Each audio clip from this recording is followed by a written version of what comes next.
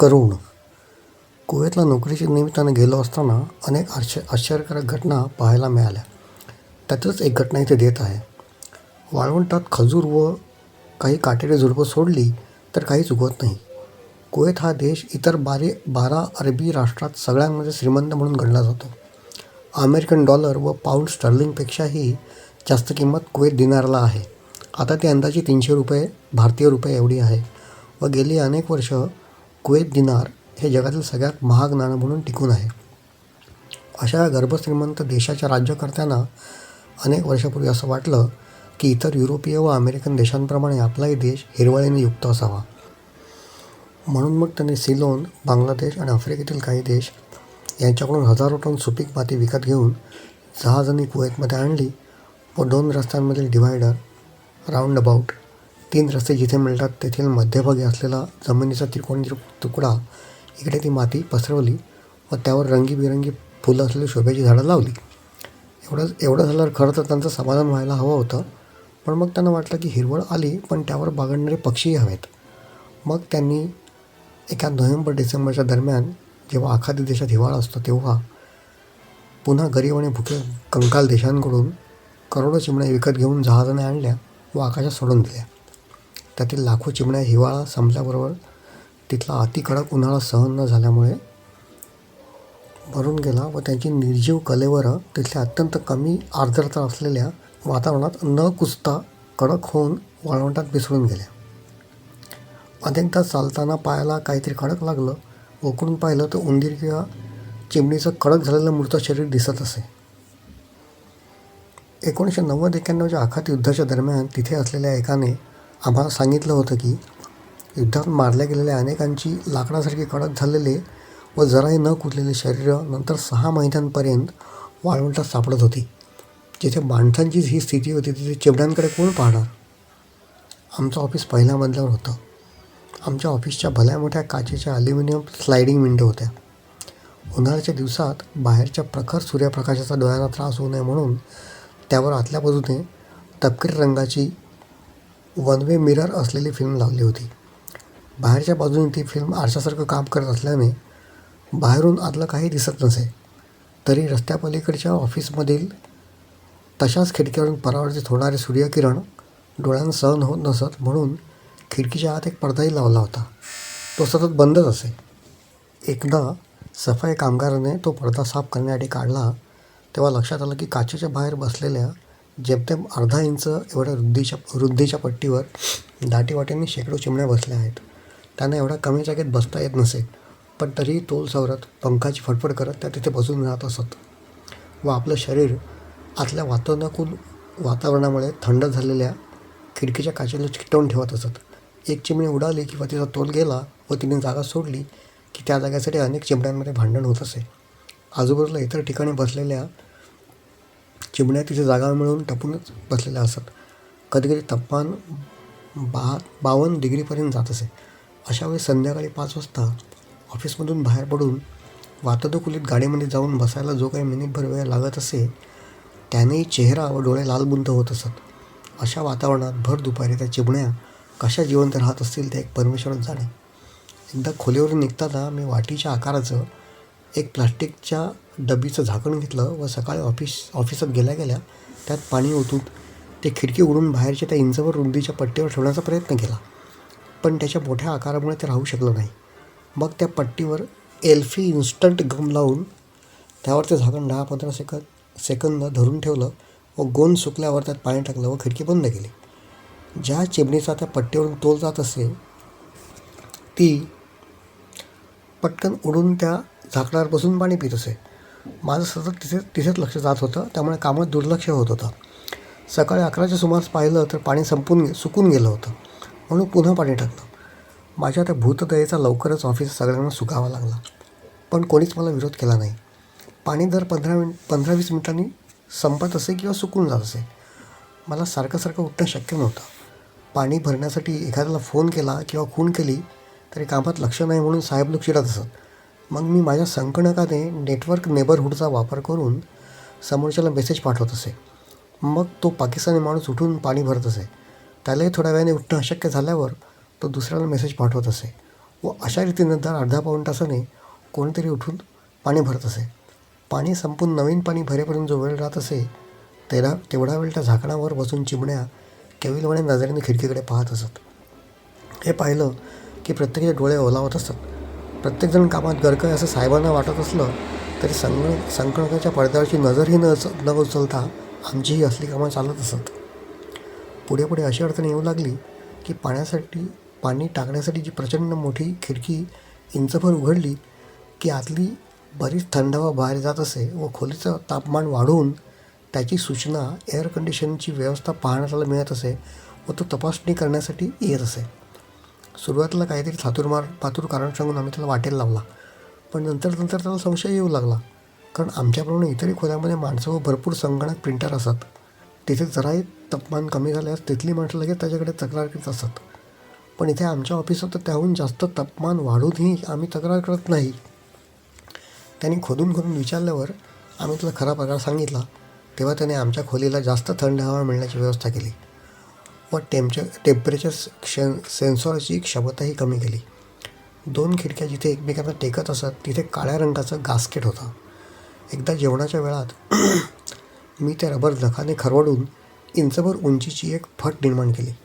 त्या फटीतून थंड हवा बाहेर जात असे. त्या फटीसमोर असलेल्या पट्टीवरच्या जागेवर बसण्यासाठी चिमण्यांमध्ये जीवघेणी झुंज लागत असे, जे बघून डोळ्यात नेहमी पाणी यायचं.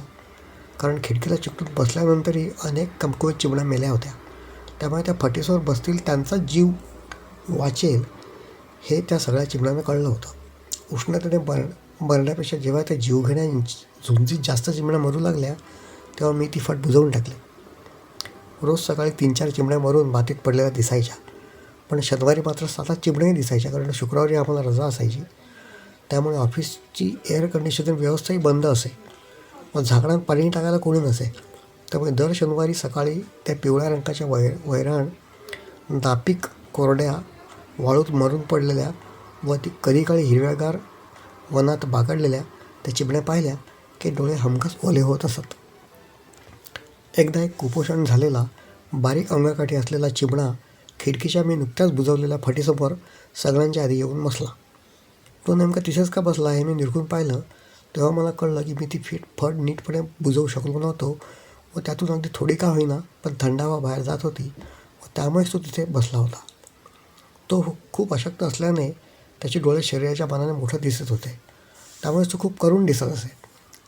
जर मुलीचे नाव करुणा असू शकते तर मुलाचे व पर्यायाने चिमण्याचे नाव करुण का असू नये असा मी विचार केला व त्याला मनातल्या मनात करुण असं नाव ठेवून दिलं. करुण ते मी सगळ्यांच्या आधी येत असे, पण त्यामुळे त्याला खाण्यासाठी वेळ कमी मिळत असे. कारण उष्णता असं झाल्यावरच इतर चिमण्या साधारणतः 10-11 वाजण्याच्या दरम्यान येत असतात. हा मात्र 8:30-9च्या दरम्यानच येत असल्याने त्याला नक्कीच खायला कमी मिळत असणार.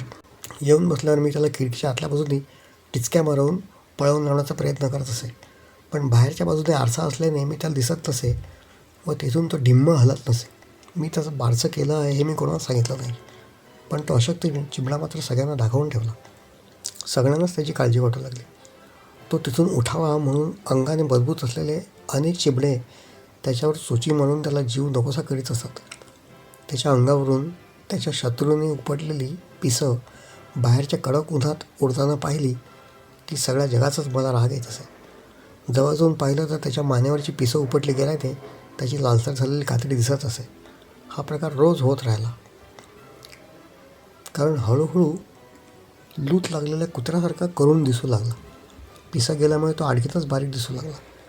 कधीकधी असं वाटत असे की खिडकी उघडून जमतील तेवढ्या चिमण्यांना आत ऑफिसात घ्यावं व संध्याकाळी ऑफिस बंद होण्याच्या वेळेला सगळ्यांना बाहेर हाकून मगच ऑफिस बंद करावं. आपल्या भारतातल्या सरकारी कार्यालयात व शाळा, रेल्वे, रेशनचे दुकान अशा सार्वजनिक इमारतीत तर दिवसभर चिमणी, मांजर, कुत्रा व रात्रीच्या वेळी भराट्यात गाई म्हशीसुद्धा राहतात. पण आमच्या इमारतीत काही महिन्यापूर्वी मांजरी कंपनीच्या वर्कशॉपमध्ये घाण करून ठेवतात म्हणून अरबी मालकाच्या आदेशावरून त्यांना पकडून लांब वाळवंटात सोडून देण्यात आलं होतं. पण 3-4 दिवसातच एवढा लांबचा प्रवास करून एकूण एक मांजर परत कंपनीत परत आली होती. तेव्हा मालकाच्या आज्ञेवरून इराणी कामगारांनी जवळजवळ 15 मांजरी ठार मारून कचऱ्यात फेकून दिल्या होत्या. अशा निर्दयी माणसाला जर चिमण्या नुसत्या खिडकीच्या वलचणीला बसतात एवढंही कळलं असतं तरी त्याला ठार केलं असतं. त्यामुळे त्यांच्या नकळत आपल्याला जेवढी भूतदया करता येईल तेवढी करावी असा आम्ही सगळे प्रयत्न करत होतो. करुण असं का वागतो हे काही कळत नसे. त्याने इतर चिमण्यांप्रमाणे भरपूर दाणे खावे व मगच थंड हवा खाण्यासाठी यावं असं मला नेहमी वाटत असे. पण तो मात्र वेड्यासारखा अर्धवट खाऊन सगळ्यांच्या आधीची ती जागा पटकवत असे व नंतर दिवसभर कितीही मार खाल्ला तरी तिथून हलत नसे. अशाने एक दिवस तो मरेल असं मला प्रकर्षाने वाटू लागलं. तशातच मनात ठरवलेली 3 वर्ष पूर्ण झाल्याने मी आणखी 1 वर्षाचा कॉन्ट्रॅक्ट बाकी असूनही राजीनामा दिला. ज्या दिवशी राजीनामा दिला तो वार गुरुवार होता. गुरुवारी आम्हाला अर्धा दिवस रजा असायची व शुक्रवारी पूर्ण दिवस रजा असायची. त्या दिवशी निघताना असं वाटलं की शनिवारी कामावर येऊ तेव्हा करून असेल की नाही कोणास ठाऊक. आणखी महिन्याभराने मला भारतात परत जायचं होतं. जाताना आपण करुणला भारतात नेऊ शकू का असा एक वेडेपणाचा विचार करून मी त्या गुरुवारी घरी गेलो. शुक्रवारी काही कामासाठी शहरात जायचं होतं म्हणून मित्राबरोबर बस स्टॉपवर उभा होतो. सकाळचे फक्त 9 वाजले होते व तरी अंगाची लाई होत होती. जेव्हा उकाडा फारच असह्य होऊ लागला तेव्हा जाणवलं की वातानुकूलित बस येण्याची वाट न पाहता पहिली जी बस येईल त्या बसमध्ये चढायचं. कारण ती वातानुकूलित नसली तरी चालू झाल्यावर खिडकीतून हवा येऊन थोडं बरं वाटेल. दुर्दैवाने साधीच बस आली. आम्ही आत चढलो. खिडकीतून वारा तर आत येऊ लागला पण एखाद्या भट्टीतून येतात तसे गरम हवेचे झोत येऊ लागले. थोड्या वेळाने एकदम हलकं वाटलं तेव्हा जाणवलं की आपल्याला चक्कर येत आहे. बरोबरच्या मित्राला सांगून पुढच्या स्टॉपवर मी उतरलो. तो मला एका हॉटेलला घेऊन गेला व एक थंडगार पेप्सी प्यायल्यावर जरा जीव आला. तेव्हा मी असा विचार केला की आपल्यासारख्या 5.5 फुटी देह जर उष्णतेने एवढा गलित गात्र होतो तर सकाळपासूनच करुणचा तो 2 इंची देहधारी जीव कसा तग धरणार बिचारा. मी वातानुकूलित हॉटेलात जाऊन थंडगार पेप्सी पिऊ शकलो तो काय करणार. अजून तर सगळा दिवस जायचा आहे. दिवसभरात जेव्हा एअर कंडिशनसमोर उभा राहिलो तेव्हा करुण आठवला. शनिवारी कामावर गेलो तेव्हा सारखी नजर खिडकीकडेच जात होती. त्याची वेळ टळून गेली तरी तो करुण आला नाही. त्यानंतर तासाभराने इतर चिमण्या खिडकीला येऊन चिकटून बसल्या. करुण दिवसभर आलाच नाही. त्या दिवशी संध्याकाळी निघताना इतर 7-8 चिमण्यांच्या कलेवरात त्या वैराण वाळूत पडलेलं जवळजवळ सगळी पिसं गेलेलं व ठिकठिकाणी जखमा झालेलं करुणचं मृत कलेवर नजरेला पडलं आणि डोळ्यात पाणी आलं. पुढे अनेक दिवस ते तिथेच दिसत असे. मला अचानक असं वाटू लागलं की त्याचं शरीर कुजावं व पंचमहाभूतांमध्ये विलीन व्हावं. पण जिथे मुंग्याच लागत नव्हतं तिथे ते कुजणार तरी कसं. ते तसं लाकडासारखं कडक होऊन पडून राहू नये, लवकर त्याची माती होऊन जावी असं मला तीव्रतेने वाटू लागलं. त्यासाठी ते ओलसर होण्याची गरज होती. मी काहीतरी फालतू कारण काढून खाली गेलो असतो व पायाने मातीत खड्डा करून त्याचं शरीर काढलं असतं तरी ते कुजलं नसतंच. पुन्हा कधीतरी जोरदार हवेने वाळू बाजूला झाली असती आणि शरीर उघडं पडलं असतं. जिवंत असताना त्याचे बिचाराचे खूप हाल झाले होते. सुरुवातीला बिचारा कुठल्या तरी हिरव्यागार देशातून इथल्या वाळवंटातून पडला होता. त्यात आधीच अशक्त, त्यामुळे त्याला गरम हवा सहन होत नसणारच. उष्णता साठवून ठेवायला शरीरातील चरबी उपयोगी येते. इकडे करुणकडे तर त्याचीच कमतरता होती. तशाच सगळ्यात आधी मोक्याची जागा पकडूनही इतर अर्ध्या चिमणे त्याला बेदम मारत असत. तो जरी मारायला घाबरून तिकडून हल्ला असता तरी उष्णतेने मेलाच असता. म्हणून बिचारा जीव जाऊ नये अशा भीतीने तिथे चिकटून राहत असे. धरलं तर चावतं आणि सोडलं तर पळतं अशी बिचाराची स्थिती होती. त्यांनी काही केलं तरी तो मेलाच असता याची मला खात्री पडली. तरी तो मरायला नको होता. त्याच्यावर इतर अर्ध्या चिमण्यांनी दया दाखवायला हवी होतं असं मला सारखं वाटू लागलं. आपण एवढे बुद्धिमान असूनही त्या मुठभर आकाराच्या आजारी अशक्त पक्षासाठी काही करू शकलो नाही. बिचारा करून शेवटी तडफडून पाणी करून मेला असं मला वाटलं आणि आधी स्वतःच आणि मग सगळ्या जगाचाच राग आला. तो असं वेड्यासारखं का वागलं. तो विकृत वेडा होता का की बिचारा जीवाला घाबरत होता हे कधीच कळलं नाही. इतर चिमण्यांनी त्याच्याशी असं निर्दयपणे वागायला नको होतं असं मात्र मला वाटलं. करुणनेही जागेसाठी असा हट्ट करायला नको होता असं मला सारखं वाटू लागलं. तो मेल्याचं मी सगळ्यांना सांगितल्यावर व त्याचं शरीर दाखवल्यावर सगळ्यांनाच वाईट वाटलं. कोण कुठले आम्ही, कोण हिंदुस्थानी तर कोणी पाकिस्तानी, कोणी श्रीलंकेचा तर कोणी बांगलादेशातला, कोणी ऑस्ट्रेलियाचा तर कोणी इराणचा. करुण नावाच्या त्या आजारी अशक्त व मोठे डोळे असलेल्या छोट्या चिमण्याने मात्र आम्हाला सगळ्यांना जीव लावला होता. कारगिलमुळे बिघडलेलं वातावरण करुणमुळे सुधारलं होतं. त्याच्या निमित्ताने आम्ही एकमेकाच्या जवळ आलो होतो. आम्हाला हे कळलं होतं की आमचं जरी आपापल्या देशावर प्रेम असलं व शत्रू राष्ट्राची आम्हाला चीड असली तर आम्ही सगळी चांगली माणसंच होतो. एका अशक्त चिमण्यामध्येही आम्हाला रडवण्याची ताकद होती. माणसाने आपापसात भेद करण्यासाठी देश आणि राष्ट्रांच्या सीमा अशा भिंती घालायलाच नको होत्या असं मला तेव्हा नेहमी वाटायचं. त्याच्या शरीराचे मेल्यानंतर तरी हाल होऊ नये असं मला वाटू लागलं. मी ते कुजून जावं व पंचमहाभूतात विलीन होऊन जावं म्हणून एक युक्ती केली. दुपारी जेवणं झाली की सगळे एकमेकांबरोबर गप्पा मारत बसायचे. संगणकावर वेगवेगळे गेम्स खेळत बसायचे किंवा MS Word वापरून घरच्यांना पत्र लिहित बसायचे. तेव्हा प्रत्येकजण मग्न असायचा. कोणाचंही दुसऱ्याकडे लक्ष नसायचं. अशा वेळी मी हळूच खिडकी उघडून पेलाभर पाणी करुणच्या मृतदेहावर टाकत असे. 2-3 दिवसानंतर त्याचं शरीर कुजू लागलं. पण नंतर घाणेरडा वास आल्याने माळ्यानं जाऊन पाहिलं तेव्हा त्याला आश्चर्य वाटलं की नेमकं एकच शरीर कसं कडक न होता कुजतं आहे. त्याने इतर सगळ्या मृत शरीरांबरोबर करुणचं शरीर उचललं आणि कचऱ्याच्या डब्यात फेकून दिलं.